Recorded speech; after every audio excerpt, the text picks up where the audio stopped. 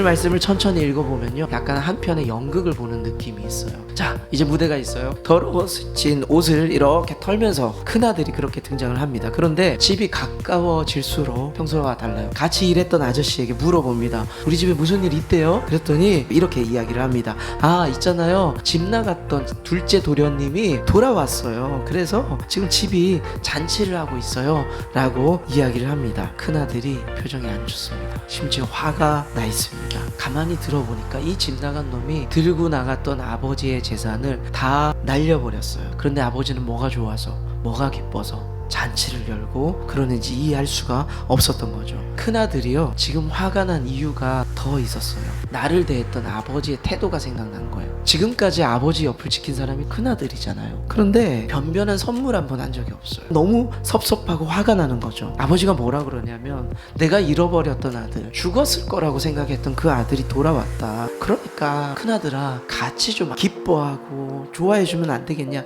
라고 달래줍니다. 그러면서 연극의 막이 이렇게 내려가고 끝이 나는 거예요. 오늘은 아버지가 아들을 달래면서 하는 이야기가 있겠죠. 그 이야기를 우리가 좀 듣고 싶어요. 예수님께서 하고 싶은 이야기가 그거거든요. 그것을 통해서 저와 여러분이 조금 성장하고 하나님의 마음, 아버지의 마음을 조금 이해할 수 있는 시간이 되면 좋겠습니다. 두 가지 짧게 볼게요. 첫 번째는요, 우리에게 네가 좀 동생을 이해하고 기뻐했으면 좋겠다 라고 말씀을 하고 있습니다.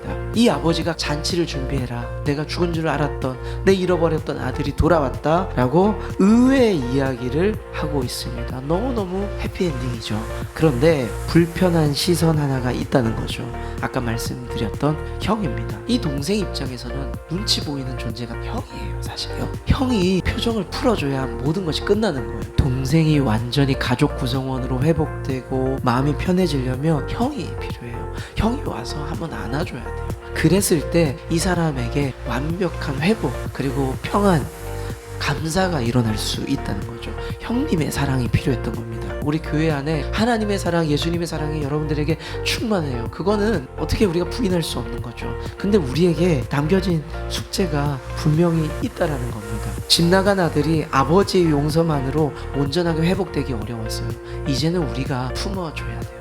우리가 기다려주고 용서해야 됩니다. 오늘 아버지가 큰아들에게 하시는 말씀이 곧 하나님께서 우리에게 하신 말씀입니다.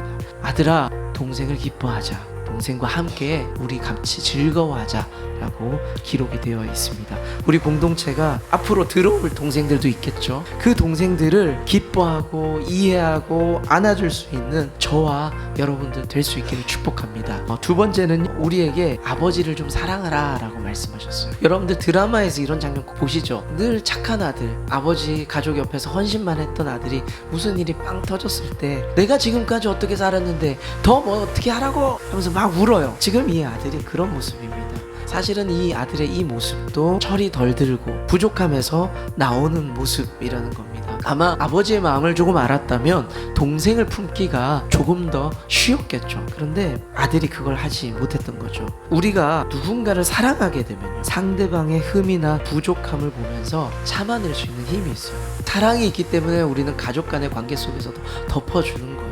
예수님께서 십자가를 지시기 전에 너무너무 싫었거든요. 나 십자가 지기 싫다, 죽기 싫다 라고 얘기한 겁니다. 예수님은 십자가의 고난 앞에서 아버지의 마음을 알고 아버지를 향한 사랑이 있었기 때문에 결국에는 침묵하게 됩니다. 조용히 입을 닫고 십자가의 길을 걷게 됩니다. 우리가 하나님을 더 많이 사랑한다면 서로를 향한 사랑도 이제 커져야 돼요. 내가 주님 사랑합니다, 아버지 사랑합니다 라고 말은 하는데 내 옆에 있는 형제를 자매를 사랑할 수 없다면, 품을 수 없다면 우리 교회는요 더 성장할 수 없어요. 네가 나를 사랑한다면 조금만 사랑해주면 안 되겠라고 여러분들에게 말씀하는 겁니다. 말씀 정리할게요. 성도된 우리에게 오늘 하나님께서 말씀하신 게 있습니다. 두 개체를 사랑해라. 하나는 아버지를 좀 사랑해라.